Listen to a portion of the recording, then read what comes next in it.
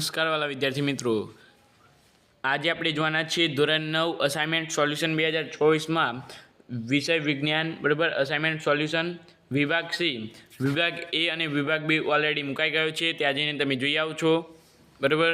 અને હવે પ્રકરણ નંબર 1 આપણે આવ્યા છીએ અસાઇનમેન્ટનું બરાબર. તો ચાલો મિત્રો આપણે પ્રકરણ નંબર 1 જોઈએ.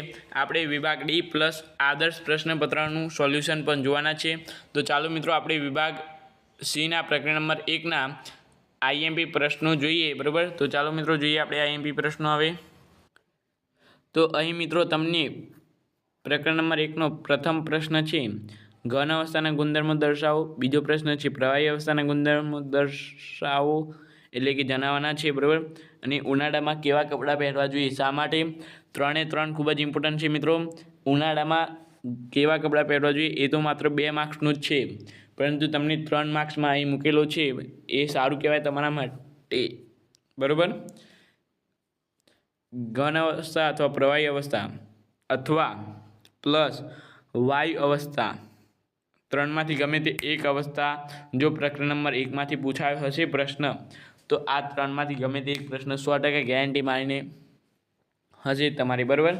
ત્યાર પછી છે તમારે આ 3માંથી એક પ્લસ કરીને તમારે ચોથો લખી દેવાનું છે કે વાયુ અવસ્થાના ગુણધર્મો બરાબર. 4માંથી ગમે તે એક 100% હશે પ્રકરણ નંબર 1માં પૂછાશે તો બરાબર. પૂછાવાના તો છે જ, પરંતુ તમારે બીજો પણ પૂછાઈ શકે.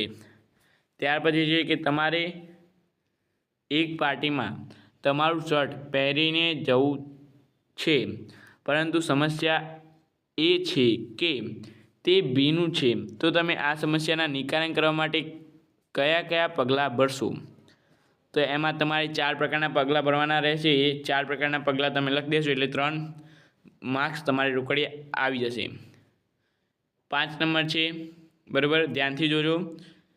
ધ્યેયનો એક અમદાવાદી મિત્ર મુંબઈમાં ધ્યેયના ઘરેની મુલાકાતે જાય છે. ત્યાં તે અવલોકન કરે છે કે ધ્યેયના ઘરના દરેક રૂમમાં એર કન્ડિશન એસી લગાવેલું છે.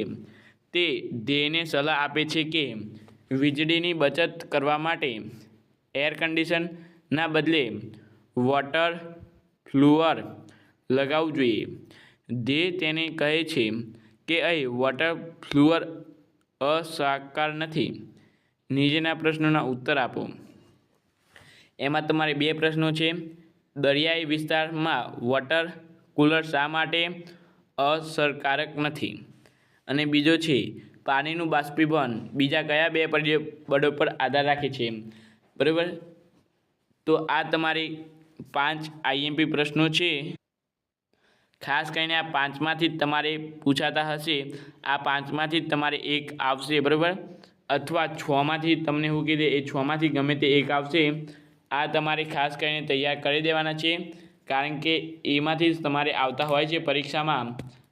તો ચાલો મિત્રો આપણે મળીશું આ વિડીયો સાથે. Thank you so much. Video જોવાનો ખૂબ ખૂબ આભાર.